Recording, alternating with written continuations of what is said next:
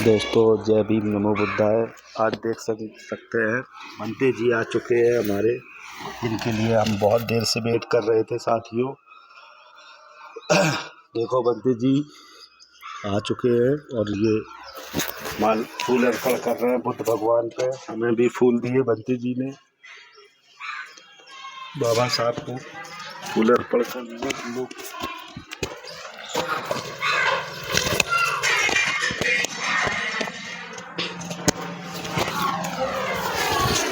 दोस्तों जय भीम नमो बुद्धाय। बंते जी माइक लगा लीजिए।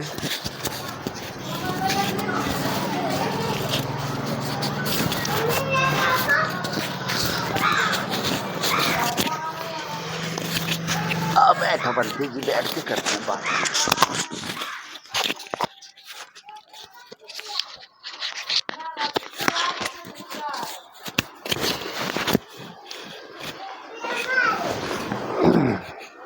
दोस्तों हमारे YouTube चैनल में आप सभी का फिर से स्वागत है।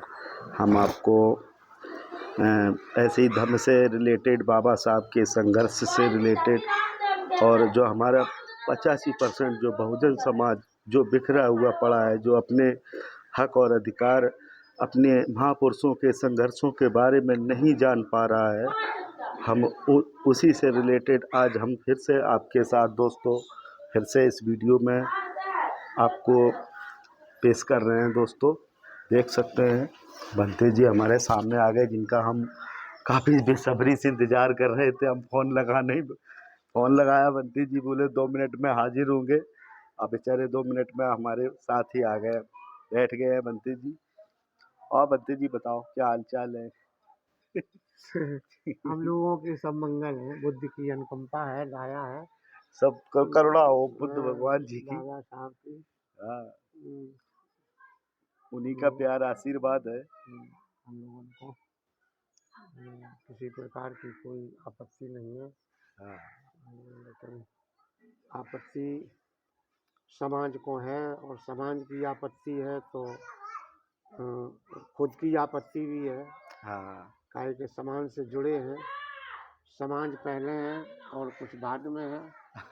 इसलिए समाज की समस्याओं का निराकरण होना चाहिए, उनको ऊंचे उठाने का, उनके हकों का जो हिस्सा है उन्हें मिलना चाहिए।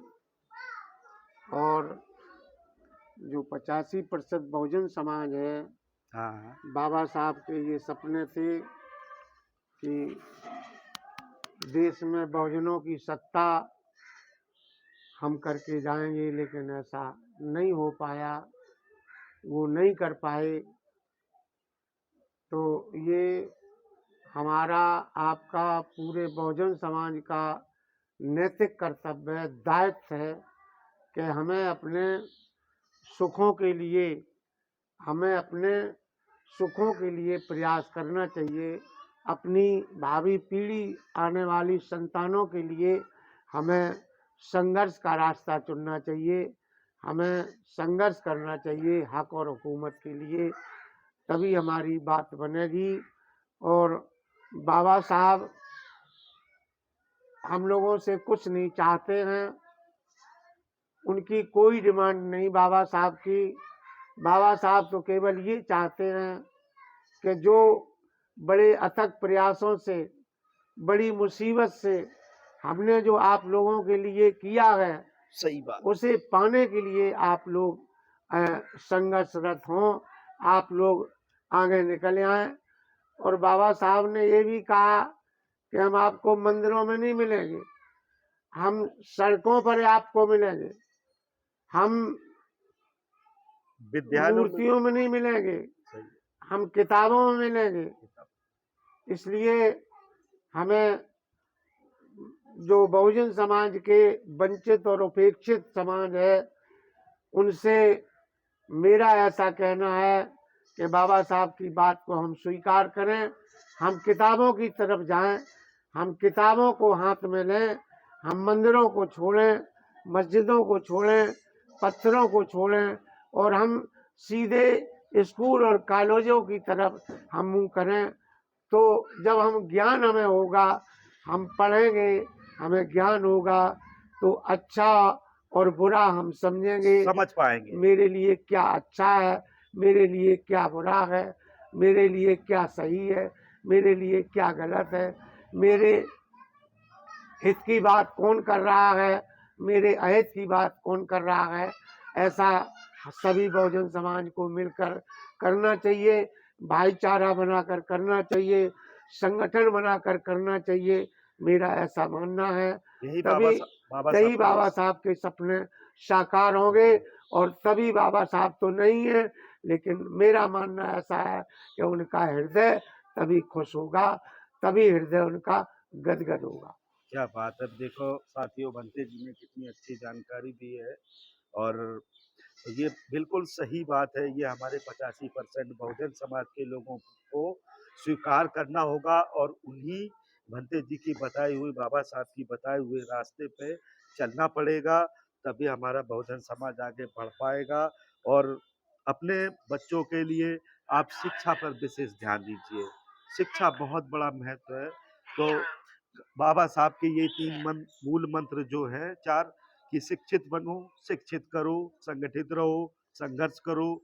इसी मंत्र को हम अपने बहुजन समाज के सभी 85% जो भाई बहनें, बुजुर्ग और बच्चे, उन सबको शिक्षा के बारे में वो अपने आने वाली जो पीढ़ी, बच्चे, भविष्य, उनको बताएंगे। तभी हमारा बहुजन समाज आगे और अच्छे से तरक्की की ओर जा पाएगा।